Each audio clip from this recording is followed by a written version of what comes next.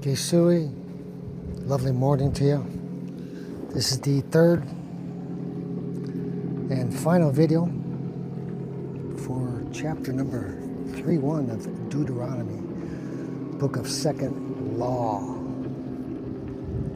As we've learned and discovered, there is no second law. It's a reiteration of the first. Reiteration and elaboration. We left off with Moses still on his final days on this planet. Still he will work his tail off for Quias. And Quias trying his best to give the Israelis, mankind, as much ammunition as he could possibly have. Much fuel, much everything. And still, it just will not be enough, as we'll learn to discover. So Moses was given some instructions to write a canticle, a song, so his brothers and sisters would remember their history, would remember the covenant they've executed with Quias, and that's where we left off. And Moses is told once again, I know thy contention. In other words, I know their contention. I know they are most stiff-necked. Stiff-necked people is what he called them ever since leaving Egypt. Whilst I yet live and go in with you, you have done always contentiously against our Lord. That's what Moses is explaining to his people. How much more when I shall be dead? So now he brings this up. All the Israelis gathered, completes his canticle, and he opens up with these words. Listen, I know you're stiff-necked. God called you stiff-necked. He told me you were stiff-necked.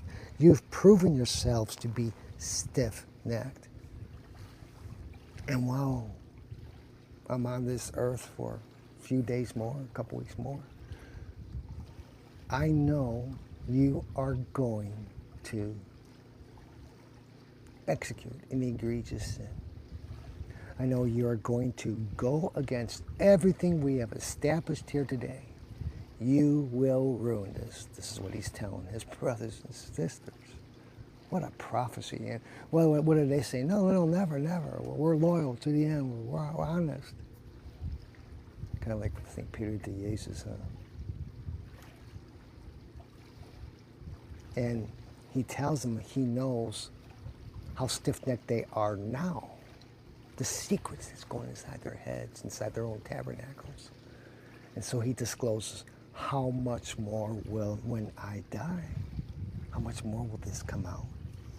Gather to me all the ancients by your tribes, he says, and your doctors. And I will speak these words in their hearing and will invocate against them heaven and earth. For I know that after my death, you will do wickedly and will decline quickly from the way that I have commanded you. So he wants their most intelligent people, their leaders, their doctors of education, and their ancients, so he can tell them directly all of this, what he wrote for this canticle. And how disappointed and exhausted Moses must have been knowing this incredible and yet heart-wrenching prophecy, that through all of his endless and arduous works, his prayers and his constant begging for forgiveness, still in the end, these descendants of Jacob,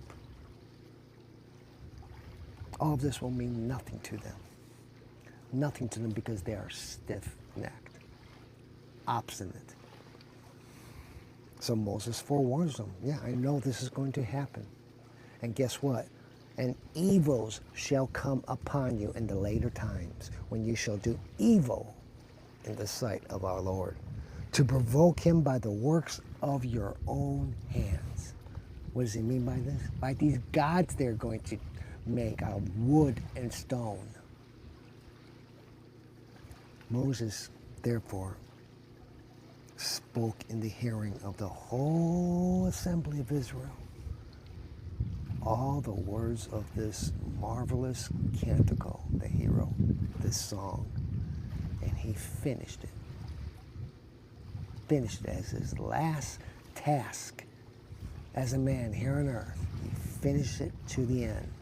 And when we next meet for chapter number 32, we will go over this entire extraordinary canticle that Moses wrote.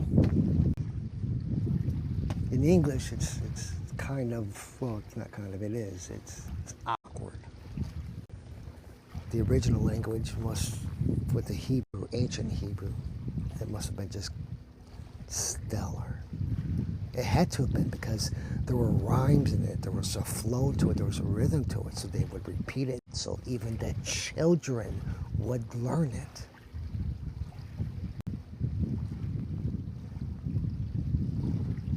So for now, that brings us to a closure. The 31st chapter of Deuteronomy, when we next meet, of course, will be 32, and we will go over word for word the entire canticle that Moses writes for his fellow brothers and sisters of the children of Israel, giving them one last breath of hope, one last thing to grasp onto, that please do not do this. Do not walk away from Kriyas, as is prophesied that you will. And so to help remind you of where you've been and where you're going, I present to you this canticle.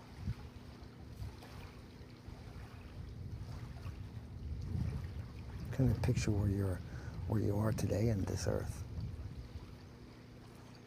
How far you've gone, how far you've strayed away from Kriyas, and what is it going to take for you to come back?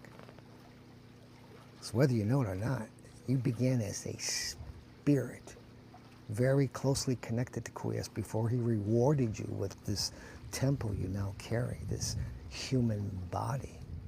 So that's why I say before you return, because you were with him. You started off with him. He wants you to complete your fulfilling obligation here on Terra and end with him. He doesn't want to lose his children, but he knows he's going to. So many of us. Even John in the Apocalypse says, 1/3 of us, that very first day, boom, gone. You want to be that 33%?